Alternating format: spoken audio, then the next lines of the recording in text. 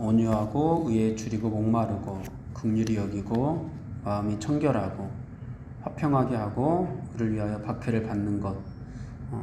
이것은 우리가 예수 그리스도를 믿고 거듭나게 되었을 때 갖게 되는 성품과 같은 것들입니다.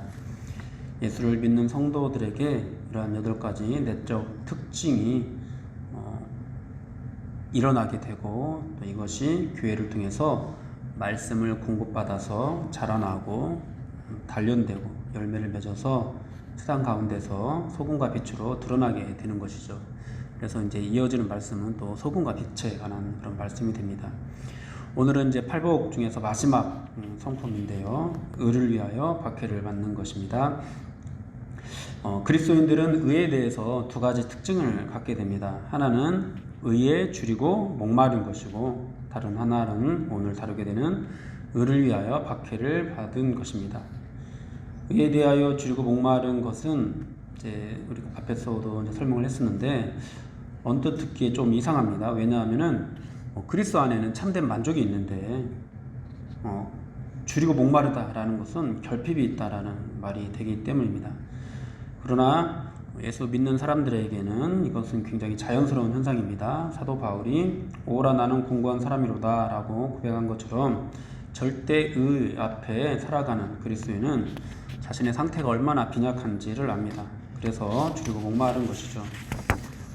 그리고 예수 그리스도께서는 우리에게 마르지 않는 생수가 되시고 또 생명의 떡이 되어주셔서 영원히 우리가 줄이고 목마른 것들을 채워주십니다. 그래서 의에 줄이고 목마른 자는 반드시 예수 그리스도 안에 거해야 하는 것이죠. 즉 이제 그리스도 안에 있으면은 줄이고 목마른 것이 사라지는 것이 아니라 더욱 줄이고 목말라지게 되지만, 그것을 영원히 공급받기 때문에 만족하고 평화를 누리게 되는 것입니다. 그리고 의에 대해서 이제 다른 성향을 또 갖게 되는데요. 그것은 의를 위하여 박해를 받는 것입니다.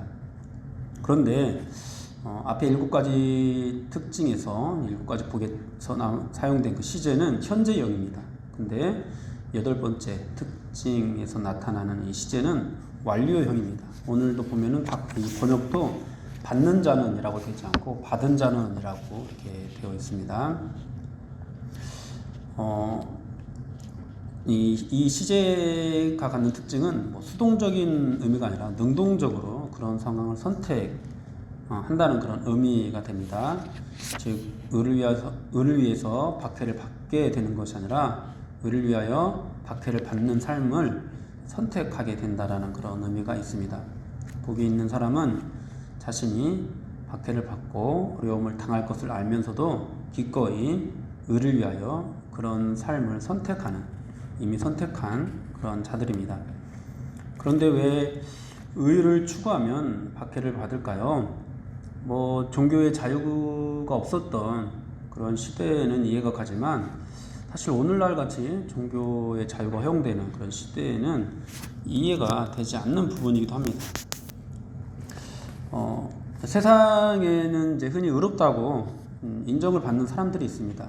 우리가 그래도 친숙하게 알고 있는 그런 연예인들만 보더라도 평소 기부를 많이 한다든지 올바르게 사는 사람들은 대중들로부터 인정을 받고 칭찬을 받습니다. 연예인들 기부 순위가 있더라고요. 기부 순위를 살펴보니까 1위부터 이제 7위까지인가 이제 나열을 한다면요. 하춘아 씨, 장나라 씨, 조용필 씨, 현정혜연 부부, 아이유, 유재석, 신민아, 이런 순서라고 합니다. 우리가 어르신들도 잘 아는 그런 이름들도 있죠. 하춘아 씨나 조용필 씨 같은 경우는 나이가 있으니까 그동안 쌓여온 것이 많아서 그럴 수도 있는데, 장나라 씨가 2위에 있다라는 건 엄청나게 대단한 일인 것 같습니다. 어쨌든 이런 연예인들의 미담은 끊이지 않고 사람들은 이런 스타들을 매우 좋아합니다. 그러니까 이 세상적인 의의 기준에서 봤을 때 의를 위해서 살면은 사람들의 칭찬과 인정을 받게 되지 박해를 받지는 않는다는 거죠. 위 스타들 중에서 하춘아 씨나 장나라 씨, 그리고 현정혜연 부부 같은 경우는 또 독실한 크리스찬, 다른 연예인들은 제가 잘은 모릅니다. 크리스천인지 아닌지는 어쨌든 이 세 명은 확실하게 독실한 크리스천으로 알려져 있는데 의를 위해서 살면 칭찬을 받는다는 말이 맞을 것 같습니다. 이들을 놓고 보면은. 그런데 왜 주님은 의를 위해서 박해를 받은 자가 복이 있다고 말씀을 하고 있을까요? 또 제자들에게도 박해 받는 것에 대해서 또 말씀을 하실까요? 그것은 세상이 말하는 의와 또 그리스도인이 따르는 의가 다르기 때문입니다. 세상에서의 의는 도덕적, 윤리적으로 바르고 착한 삶을 사는 것을 의미합니다. 그런데 성경에서 말씀하는 의는 착하고 선한 정도가 아니라 삶의 모든 방향이 하나님의 뜻을 향하고 하나님과 함께 하는 삶을 사는 것을 의미합니다. 그리고 성경에서 말씀하는 의를 추구할 때 인간의 그런 의에 대해서 조금 인간의 의와 이 세상에서 추구하는 의와 또 세상에서 바라보는 그 의에 대한 관점과 조금 다른 그런 반응들, 그런 관점들이 나타나게 되는데 그것이 무엇이냐니까 더욱더 자신의 죄인됨을 깨닫는다는 것입니다. 그러니까 세상은 의로움에 대해서 칭찬을 하지만 성경은 우리의 그런 의로움에 대해서 우리를 죄인이라고 정죄를 하는 것이죠. 세상에서의 의는 상대적인 평가를 받습니다. 그러나 성경에서 의는 절대적인 평가를 받습니다. 의는 절대 선이신 하나님과 더욱 가까이 하는 그런 삶을 수반하는데 그런 하나님, 절대적인 선이신, 절대적인 의가 되시는 하나님께 더욱 가까이 가는 그런 삶을 살다 보면은 알게 되죠. 누구도 성경에서 말씀하는 의를 이루지 못했다는 것. 그리고 오직 한 분 예수 그리스도만이 완전하게 의를 이루셨고 모든 인간은 이 의 앞에서 죄인됨이 드러날 뿐이라는 것. 한 사람도 예외는 없습니다. 이것이 무엇을 의미하죠? 세상에서 의인은 적당히 의롭게 살면 그 사람을 인정하고 칭찬하는 그런 결론으로 가는데 성경에서 의인은 의를 행하면 행할수록 더욱 정죄받고 더욱 죄인됨을 드러내는 그런 결론으로 가게 된다는 거죠. 사람들은 이런 의를 좋아하지 않습니다. 생각해 보십시오. 누구보다도 의롭게 살기 위해서 노력했고 누구보다도 더 열심히 하나님께 순종하기 위해 애썼는데 누구보다도 더 정죄를 받는다면 여러분들은 기분이 어떻겠습니까? 바리새인들이 예수님을 대적했던 이유가 바로 여기에 있는 것이겠죠. 사랑하는 여러분, 이것이 바로 성경에서 말씀하는 의입니다. 성경의 의로는 어떤 사람도 인정받지 못합니다. 정죄받고 죄인됨이 드러납니다. 오직 한 분, 예수 그리스도만이 의롭다고 높임을 받습니다. 세상은 이와 같은 의를 좋아하지 않습니다. 자신을 인정하지 않고 죄인으로 규정하고 몰아가는 의에 대해서 적개심을 갖고 박해를 합니다. 예수님께서도 그런 의를 나타내는 삶을 사셨고 또 그런 의를 가르치셨습니다. 그리고 유대인들과 바리새인, 사두개인들, 대제사장들에게 박해를 받으셨습니다. 그리고 그리스도인들은 이러한 의를 따르고 나타내고 가르치는 것 때문에 사람들에게 박해를 받게 됩니다. 과거에는 창과 칼로 박해를 했다면 오늘날에는 조롱과 무시로 박해를 하는 것이 다를 뿐 박해를 받는다라는 것은 똑같습니다. 이처럼 성경적인 의를 따르는 것 때문에 받게 되는 고난, 이것이 의를 위해 받는 박해인 것이죠. 이러한 박해에 대해서 예수님께서는 이렇게 말씀하셨습니다. 나로 말미암아 너희를 욕하고 박해하고 거짓으로 너희를 거슬러 모든 악한 말을 할 때는 너희에게 복이 있나니 기뻐하고 즐거워하라. 하늘에서 너희의 상이 큼이라. 너희 전에 있던 선지자들도 이같이 박해하였느니라. 네, 이런 의로 인해서 박해를 받으면 복이 있고 즐거워하라고 말씀합니다. 하늘에서 상이 크다고 말씀합니다. 또 이런 박해에 대해서 요한복음에서 이렇게 말씀하기도 합니다. 세상이 너희를 미워하면 너희보다 먼저 나를 미워한 줄을 알라. 너희가 세상에 속하였으면 세상이 자기의 것을 사랑할 것이나 너희는 세상에 속한 자가 아니요 도리어 내가 너희를 세상에서 택하였기 때문에 세상이 너희를 미워하느니라. 내가 너희에게 종이 주인보다 더 크지 못하다 한 말을 기억하라. 사람들이 나를 박해하였은즉 너희도 박해할 것이요 내 말을 지켰은즉 너희 말도 지킬 것이라. 예수님은 모호하게 말씀하지 않으셨죠. 대놓고 너무 더 분명하게 나를 믿으면 박해를 받는다고 말씀하셨습니다. 사랑하는 여러분, 여러분들은 이런 박해를 경험하고 있습니까? 성경에서 말씀하는 의를 싫어하는 사람들의 반응을 경험하고 있습니까? 아니면 혹시 여러분도 칭찬과 인정을 받는 의는 좋아하고 정죄와 심판을 받는 의는 싫어하고 있지는 않습니까? 사랑하는 여러분, 만일 우리가 칭찬과 인정을 받는 의를 가까이 하고 정죄와 심판을 받는 의를 멀리하고 있다면은 어쩌면 그것은요, 십자가 은혜를 멀리하는 것입니다. 그러면 십자가의 대속은 우리의 죄 대신 예수님께서 희생하셨다라는 그런 의미, 은혜와 사랑도 있지만은 너희의 의로는 어림도 없다. 너희의 의로는 어림도 없다. 내가 죽어야만 한다. 이런 뜻도 있는 것이거든요. 칭찬과 인정을 받는 의를 가까이 하는 사람은 결국 거룩하신 하나님께로 나아가는 것을 싫어합니다. 왜냐하면 죄인됨이 드러날 뿐이기 때문입니다. 정죄와 심판을 받는 의를 가까이 하는 사람, 이런 사람이 정말 하나님께 가까이 하는 것을 기뻐하는 사람이고 하나님을 사랑하는 사람입니다.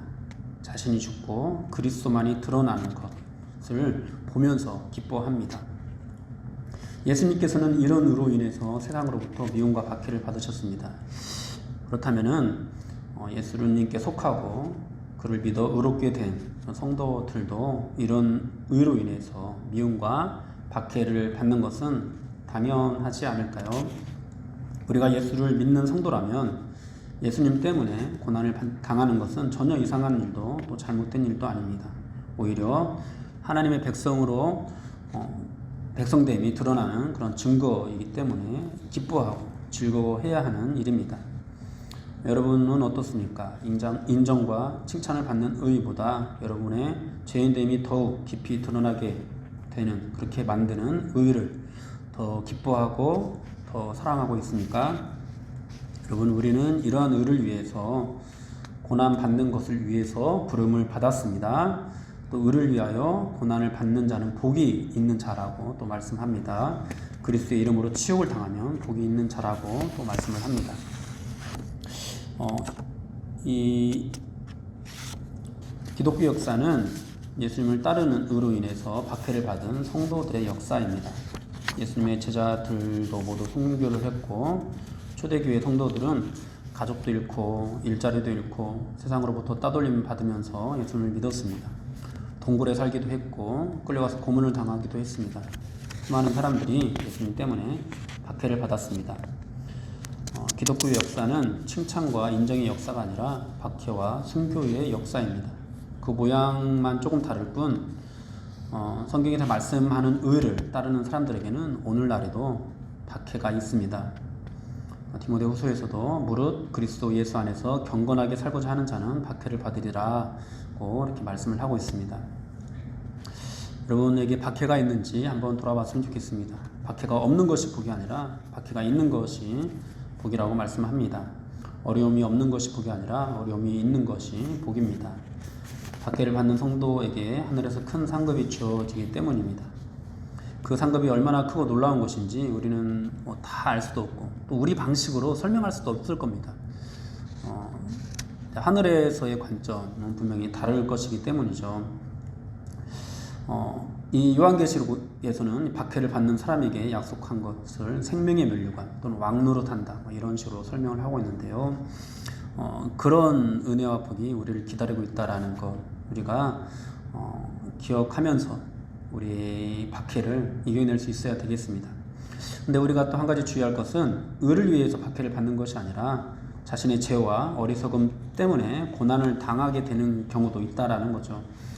이런 고난을 의를 위해 받는 박해로 오해하면 안 됩니다.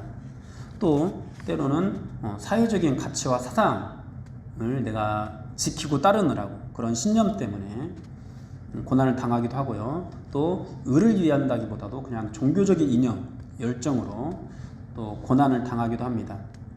이런 의와 고난은 이제 정말 의 때문에 이 성경에서 말씀하는 의로 인해서 박해를 받는 것과 좀 겹치게 되는, 교집합이 되는 그런 부분도 있기도 합니다. 어쨌든 이 사회적인 고난을 굉장히 훌륭합니다. 우리는 이것을 가치 없다라고 말을 할 수는 없습니다. 훌륭한 일이고 가치 있는 일입니다. 그런데 그 고난에는 천국이 너희 것이다 라는 그런 약속이 있지는 않습니다. 역사의 평가와 인정은 받을 수 있을지 모르지만은 천국이 너희 것이다 라는 그 약속은 받을 수 없는 것이죠. 그리고 또 우리가 또 한 가지 또 생각해야 될 것은 성경적인 의를 추구하는 삶은 도덕적으로 또 윤리적으로 뛰어난 삶을 수반합니다. 그래서 칭찬과 인정이 따라오기도 합니다. 그러나 그가 전하는 의, 그가 가르치는 의는 칭찬과 인정이 아니기 때문에 이 의를 사랑하지 않는 사람들로부터 반드시 반발을 사게 됩니다. 예수를 믿고 의롭다함을 입은 사람들조차도 성경의 의에 대해서 잘못 이해하면은 칭찬과 인정이 머물러 있는 경우가 있습니다. 사랑하는 여러분, 여러분이 더 경건하면 경건할수록 여러분들은 칭찬과 인정을 받게 될 겁니다. 그러나 그것을 너무 사랑하지 마십시오. 말씀을 가까이 하면은 더욱더 경건하려고 하는 그런 모든 행위들까지도 다 비판과 정죄를 받게 됩니다. 여러분, 그런 의를 사랑하십시오. 인간은 그 누구도 이루지 못했고 오직 그리스도만이 이루신 의를 여러분 기뻐하십시오. 나의 칭찬과 인정이 있는 곳이 아니라 예수 그리스도만이 높임을 받는 곳에 서기를 즐거워하십시오. 나는 죽고 예수 그리스도만이 살아있는 그 말씀 안에 사십시오.